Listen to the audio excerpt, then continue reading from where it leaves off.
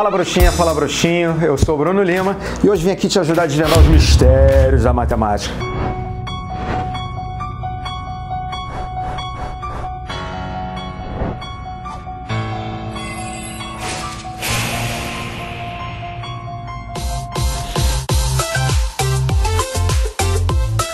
Para você que está chegando hoje no nosso canal, aproveita para amassar o botão de inscrever-se, seja muito bem-vindo. E você que já é nosso inscrito antigo, a sua presença é sempre uma presença ilustre para a gente, sinta-se em casa, a casa é sua. Senhores, hoje nós vamos falar sobre as últimas operações com números decimais. Já falamos sobre adição e subtração de decimais, já falamos da multiplicação e da divisão de decimais, chegou a hora de falar de potência e de radiciação de números decimais.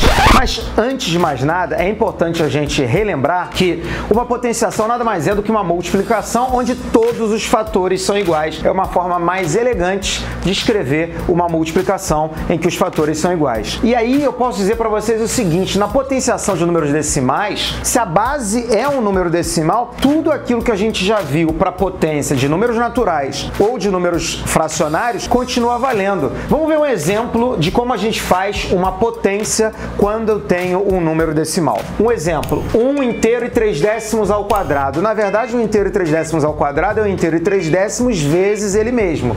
Se a gente fizer a multiplicação de decimais, para quem não lembra como faz, clica no izinho que tem um vídeo nosso sobre multiplicação de decimais que vai esclarecer suas dúvidas. Eu pego as vírgulas, eu te entrego as vírgulas e eu faço a conta como se as vírgulas não existissem. 3 vezes 3, 9. 3 vezes 1, 3. 1 vezes 3, 3. 1 vezes 1, 1. Aí o resultado vai dar 169, né? O resultado desses números naturais. Você devolve uma vírgula para mim. Beleza? Aí eu vou perceber quantas casas decimais tem aqui. Uma e aqui uma. Então, meu resultado, vai ter 2 casas decimais. A minha resposta é 1 inteiro e 69 centésimos. Beleza? Mas, Brunão, e se eu quiser fazer essa conta passando para fração e depois voltando para decimal? Excelente, meu nobre. Você pode fazer também. É uma outra magia que você pode usar nesse tipo de situação. Transformando esse decimal em fração, eu tenho 13 décimos, que vezes 13 décimos vai dar 169 centésimos, que voltando para decimal é 1 inteiro e 69 centésimos, porque são 2 zeros, 2 casas decimais, ou seja, você escolhe o caminho, você se sentir mais à vontade, beleza? E aí a gente tem aquelas consequências e as propriedades importantes da potenciação. Primeira delas, todo número elevado a 1 é igual a ele mesmo, isso vale para decimal. 57 centésimos elevado a 1, 57 centésimos. Todo número diferente de zero elevado a zero é igual a 1. É igual a 1. É igual a 1. Sempre. Always. 2 inteiros e 20 milésimos elevado a zero é igual a 1. E aí a gente tem as propriedades da potência. Quando eu tenho uma multiplicação de potência de mesma base, eu conservo a base e somo os expoentes. Nesse caso, bases iguais, eu conservo a base e somo os expoentes. 7 mais 3, 1 inteiro e 5 décimos elevado à 10ª potência. Tranquilo? Na divisão de potência, conforme a gente viu, eu conservo a divisão de potência de mesma base, eu conservo a base e subtraio os expoentes. 6 menos 2, 3 inteiros e 2 centésimos elevado à 4ª potência. Na potência de potência, a gente viu que conserva a base e multiplica os expoentes. Vai resultar em 5 inteiros e 7 décimos elevado a 2 vezes 5, 10ª potência. E aí a gente teria também a potência de um produto, onde o expoente vai ser distribuído para cada fator, e a potência de um quociente também, em que esse expoente vai ser distribuído para o numerador e para o denominador. Ou seja, tudo que a gente viu nas frações e nos naturais vale também para números decimais. Suave até aqui? E aí, falando da radiciação de números naturais, a gente tem que lembrar que a radiciação e a potenciação são operações inversas. Então, quem não sabe potenciação vai ter problema em radiciação. Na prática, para a gente extrair a raiz de um número decimal, basta a gente passar esse decimal para a fração, extrair a raiz da fração e no fim retornar para a decimal. É só fazer com calma, não tem por que se apavorar. No caso aqui do exemplo, eu botei raiz quadrada de 1 inteiro e 21 centésimos. Passando esse número para a fração, a gente vai ter o número sem a vírgula no numerador e o denominador vai ter 1 seguido de quantos zeros forem as casas decimais desse nosso número, no caso, 2 zeros. Vou tirar a raiz do numerador, vou tirar a raiz do denominador. Raiz do numerador, raiz de 121 é 11, raiz de 100 é 10. Voltando para o número decimal, eu tenho 1 inteiro e 1 décimo, ou seja, a raiz quadrada de 1 inteiro e 21 centésimos é 1 inteiro e 1 décimo. Para você que está duvidando dessa resposta, vale a pena você pausar esse vídeo, fazer essa conta aqui, 1 inteiro e 1 décimo ao quadrado, e verificar se realmente a gente encontra esse número no radicando. Tranquilo?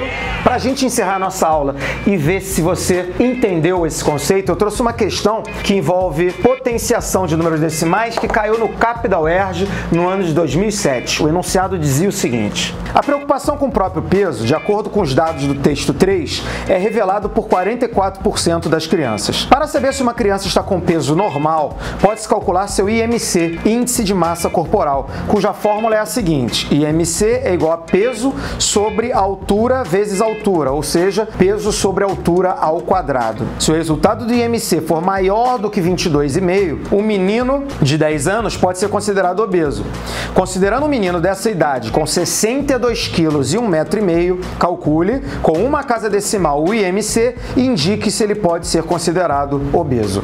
Senhores, IMC é um conceito que cai direto, cai muitas vezes em prova de matemática e até em provas de outras disciplinas, porque é um conceito muito importante também relacionado à saúde. Se a gente pegar o caso que tem aí do enunciado, em que o menino tem o peso de 62 quilos, eu tenho que o IMC dele vai ser 62 sobre a altura dele ao quadrado. A altura dele é 1 inteiro e 5 décimos. 1 inteiro e 5 décimos ao quadrado. É um probleminha envolvendo números decimais, onde entra aqui um conceito que a gente acabou de ver na aula de hoje, que é o conceito de potenciação de decimais. Ou você transforma para fração, ou você opera em decimais mesmo. A magia que você sentir mais à vontade, você decide. Eu vou fazer como decimal. Então, 1 inteiro e 5 décimos vezes 1 inteiro e 5 décimos. Lembra que segura as vírgulas aí. 5 vezes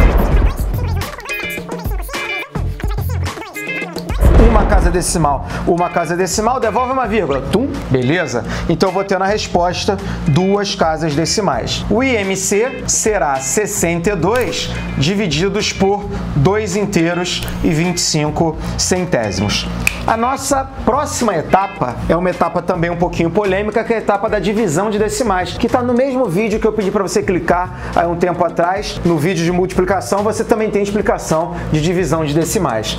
Para dividir decimais, a gente iguala as casas. No caso aqui tem 2 casas decimais, iguala as casas. Segundo passo, elimino as vírgulas. E terceiro passo, eu efetuo como se os números fossem naturais. 620 dividido por 225 vai dar 2 e sobra 170. Abaixo o zero, quantas vezes cabe? Vamos ver quanto vai dar aqui.